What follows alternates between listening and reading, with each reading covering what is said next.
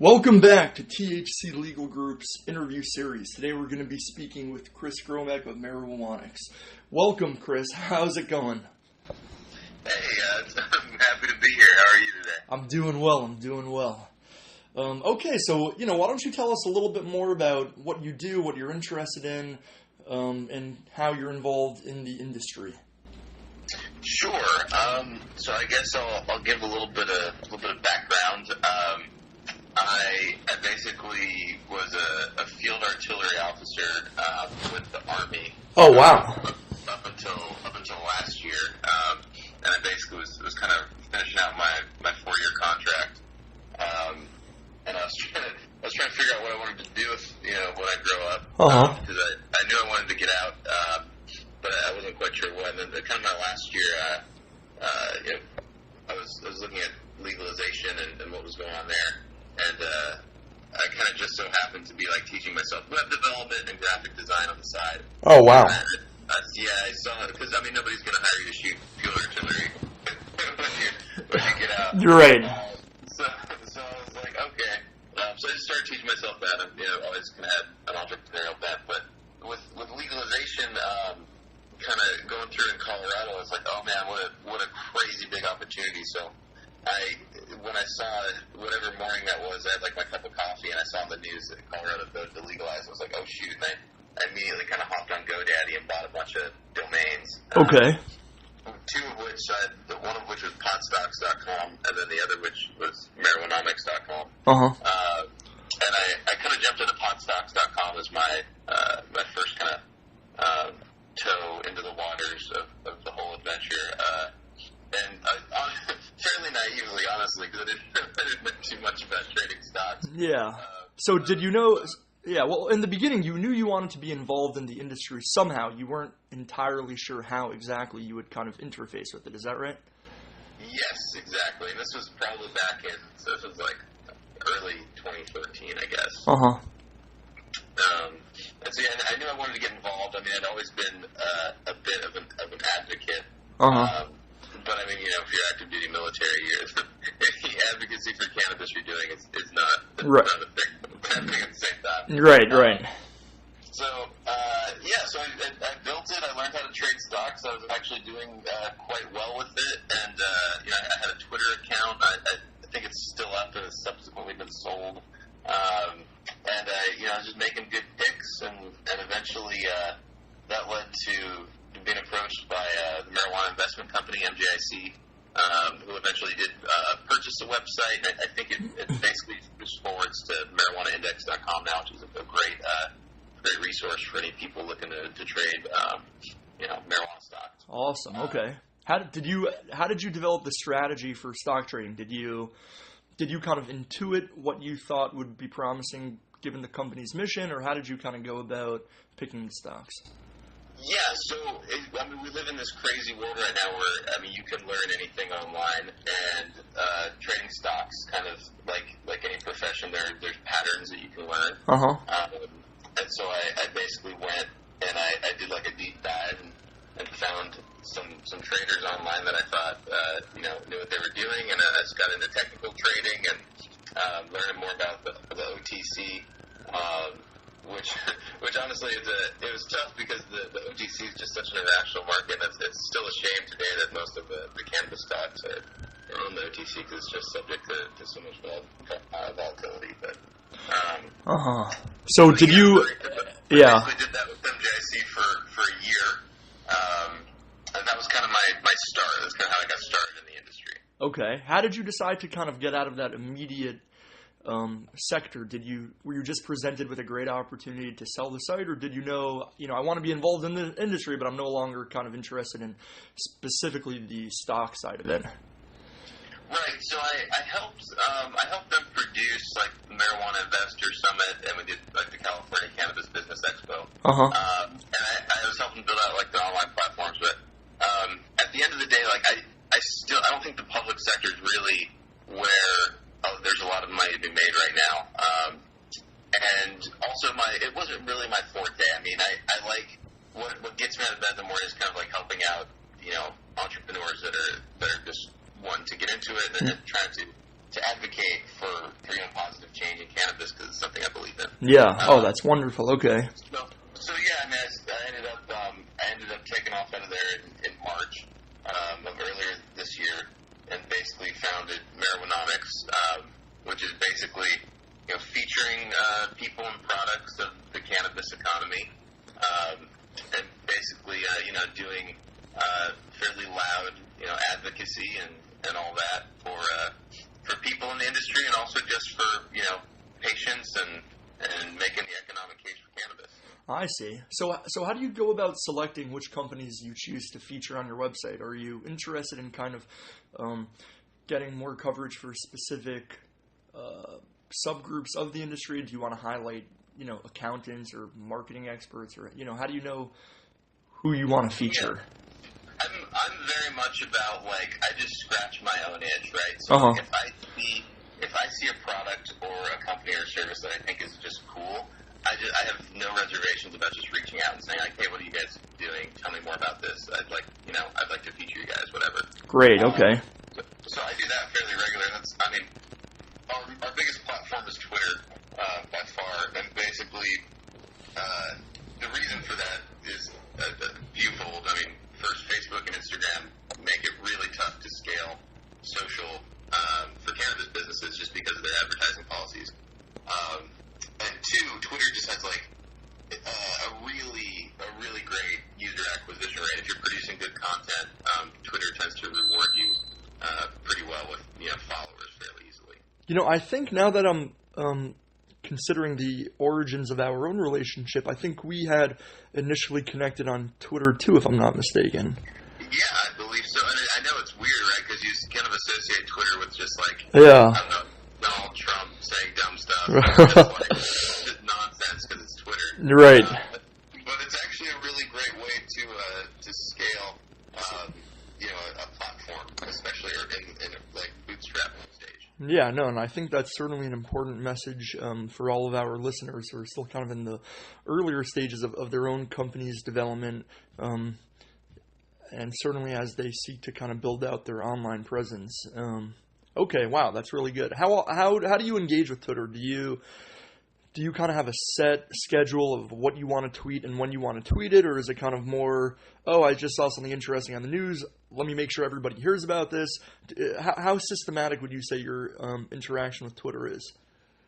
The distribution's systematic, but the actual content is really just whatever kind of tickles me on any given day, and whatever I think, what my gates to hit are basically I want to make sure the content's useful or entertaining. And then making sure it's not too spammy or corporate, because I think people just see through that stuff. So that's basically it. If it's something that's useful that I think cannabis entrepreneurs are going to get some value out of, then it's saying get it out there. I see. Okay, so basically, again, for all our listeners, be original. Don't post something just for the sake of posting it, making sure you're actually posting it for the users on the other side of the computer and not for Twitter's algorithms to see that you actually posted something, right? Please. Because, that's the thing is I think the cannabis industry has a bit of a noise problem right now, in that it's the lowest barrier to entry is kind of a blog and a media company, right? And because you can do that from anywhere. You don't have to be in a legal state. You don't have to know anything about cannabis. You can just buy a domain and get involved. And so there's a million of small want to be media companies out there, and I'd even lump myself in with that. Make sure your content's worth reading, and people will go there and reward you for it. Excellent advice. Yeah, as in any industry where there's kind of a perceived kind of marketplace advantage, people are just kind of saturating the industry, and you have to make sure you're standing out by actually providing real value. Yes, 100%. And what types of things kind of interest you about the industry? Of course, you're interested in the economic side of it, and certainly originally the stock side, but now that, you're 3 years kind of into it, how do you see yourself growing with the industry, and where do you see it going? Yeah, so So right now what I'm kind of embedded with is, and I kind of touched on it a little bit, but I really enjoy the idea of making the economic case for cannabis, because I feel like we're at this incredible convergence of legalization of a commodity that hasn't been legal for kind of most of what we consider modern history. Yeah. And so all the entirety of something like, if you think about, the history of corn, like it goes back thousands of years. Right. And similarly with cannabis, there's no history, there's no industry history. We're making it all up. Everything from you have like business SOPs to that's cultivation practices to just distribution and how consumers actually want to consume it and all this. And I mean, yeah, there's some data and most of it's anecdotal, but the fact is that the industry is just, we're building it from the ground up. And what I like best about it is I just don't think that the economic case has been messaged very well, because it really is sort of a panacea for the economy. So what? So what is the economic case, Chris? Yeah. Well, I mean, so it costs us something like $40 billion a year to keep cannabis illegal, and that's just in America. So is that, and what does that include? What are some of the associated services that, or burdens that come with that cost? So imagine everybody in every state of the union that gets arrested and prosecuted for drug possession charges. Imagine the people that actually go to jail for those drug possession charges. Imagine any services associated with keeping them in prison, the services associated with paying the cops to do those kind of the kind of arrest gigs. But are all of these charges associated specifically with cannabis, or the broader war on drugs that also includes crack cocaine harassment, meth, and a variety of other drugs? It's a bit hazy, right? Because it can get lumped in there, and I don't want to overstate the case. But because the data, like, who knows, right? Right. No, but certainly we can all agree that a lot of money is being spent both persecuting people who are enjoying cannabis and then subsequently sustaining their stay in jail, and while they're not contributing actively to the economy. So there's also kind of an opportunity cost. Well, it's been like, again, the opportunity cost. Talk about tax revenue. What does the revenue in your state look like if instead of prosecuting these low-level drug offenders, you're actually regulating and taxing this whole industry? Your state budgets look a lot better at the end of the day. Right. Well, and this is certainly not a position that we hold at THC Legal Group, but just for the sake of interesting discussion, what would you say to someone who says, well, consider the state of an average individual's day-to-day productivity if cannabis did become legal, and suddenly people were just waking up, and with the easy accessibility of it, consuming it all the time, and kind of suffering some of what are perceived to be the more debilitating effects of over cannabis use. How would that weigh into the calculus of the economics? Yeah, I mean, those kind of arguments don't hold any water for it, because I feel like, right now it's perfect timing. I'm like, okay, if the argument is that pot smokers are lazy, you can just point to any number of, like, let's say Michael Phelps, for instance, the most decorated athlete. Well, but certainly he's taking bongers when he's done. Okay, but certainly Michael Phelps would. I don't think that our GDP is going to be going to go downhill because people are getting stoned all the time. I just don't think the data bears that out. I see. Okay, that's interesting. So you think that's not even a reasonable concern to have, or at least not one we should be worried about? No, it's a substitute, right? Like, so I'll use myself as an anecdote. So I used to drink more than I do now because I live in a legal state and I can consume cannabis instead. So I've substituted, with that particular dopamine fix. That comes with having a few drinks with instead having a bowl. So that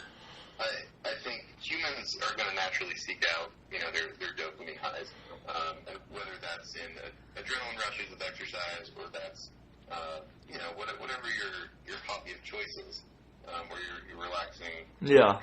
Whatever. I see. Okay. Arguably just the least harmful of what's available. So I see.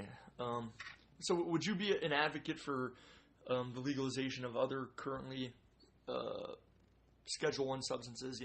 How would you feel about legalizing cocaine? Yeah, that's really tough. I don't know. So I don't have the data, right? I Uh-huh. have the data on cocaine. I don't have the data on some other like psychoactives. Like I've heard, I know like Tim Ferriss. I think he's an advocate for psilocybin and some other psychoactives as therapeutic. Uh-huh. But I'm not. I guess I'm just not in that. I'm not in that arena. I feel like cocaine and stimulants particularly need a bit of a harder look because I know there have been deaths associated with just their use. Uh-huh. And the same is just not the case for cannabis. I see. Okay, I think that is a very effective case. So coupling all of the massive, almost Herculean financial gains to be had and weighing those against just the oppressive circumstances that surround the war on drugs and specifically cannabis, it seems only right to legalize cannabis. Oh yeah. I mean, the arguments to be made for it, I think are monumental, and I think at this point, I mean, we fortunately have reached the tipping point, right? Like more than half the country at this point is kind of on board with it. Whereas, just what was it in the '60s? I think cannabis had a 12% approval rating or something like that. Yeah. 1969, and then it's up. We're over 53% in 2015. So the message is getting out there, but that still means that half the country just doesn't know about it or doesn't agree for whatever reason, and they're wrong. Yeah. No, it certainly seems, 2017, maybe even first quarter 2018, people anticipate some just huge shifts in federal policy about its legalization. Okay, Chris, well, we're wrapping up here. I really want you to kind of give a shout out to the listeners and, let people know what they can expect from working with you, how they can connect with you, and how you can be of service to them. Right. So, I mean, for my services are actually fairly tied up right now. There is room for a couple other clients, though. Basically, what you would want to use me for is, and I know it sounds so like soft, right? But like social media. Uh-huh. I don't think, and we could talk about this in another 20 minutes. I don't think the reality of the returns that a company gets by really buying into social media and scaling it have been realized in most industries. Okay. And I think cannabis particularly, because everybody's a startup, I think there's incredible value to scaling your social media, and that's basically what I do. So it's all about basically figuring out what your brand is, figuring out what your messaging strategy is at like a higher level, and then executing on that consistently. Wow. Producing good, useful content. So that's really what you can use me for. And feel free to reach out, info@marijuanomics.com. Fantastic. Okay, Chris. Wow. Well, this was a fantastic interview. I think you really did make the case for its legalization, certainly from the economic point of view. And thanks so much for coming on. We really enjoyed this. Yeah, absolutely. And, anytime. Okay, that is Chris from Marijuanomics. Please look him up. Go to his website, send him an email, and connect. He will not disappoint. Okay, that's it for today. Thanks, Ed.